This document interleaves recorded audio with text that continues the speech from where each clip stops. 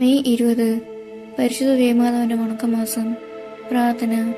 ദൈവമാതാവേ, അങ്ങേ ദിവ്യകുമാരൻ 12-ാമത്തെ വയസ്സിൽ ദേവാലയത്തിൽ വെച്ച് കാണാതെ പോയപ്പോൾ അവിടുന്ന് അപാര ദുഃഖം അനുഭവിച്ചുവല്ലോ.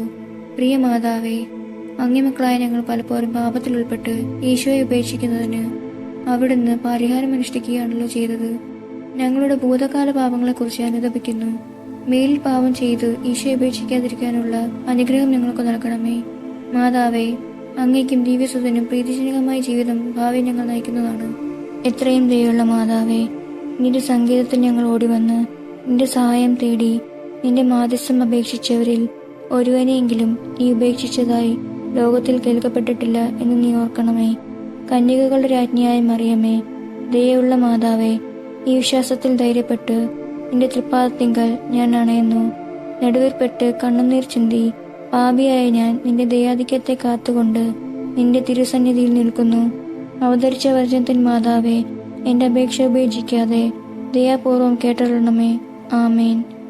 ജന്മപാപമില്ലാതെ ഉത്ഭവിച്ച ശുദ്ധമറിയമേ, പാപികളുടെ സങ്കേതമേ, ഇതാ നിന്റെ സങ്കേതത്തിൽ ഞങ്ങൾ തേടി വന്നിരിക്കുന്നു. ഞങ്ങളുടെ മേൽ അലിവായിരുന്ന് ഞങ്ങൾക്ക് വേണ്ടി നിന്റെ തിരുക്കുമാരനോട് പ്രാർത്ഥിച്ചു കൊള്ളണമേ. ഒരു സ്വർഗസ്നായ പിതാവും ഒരു നന്മ നിറഞ്ഞ മറിയവും ഒരു തൃപ്തസ്തുതിയും 3 പ്രാവശ്യം ചൊല്ലുക. സുകൃത ജപം.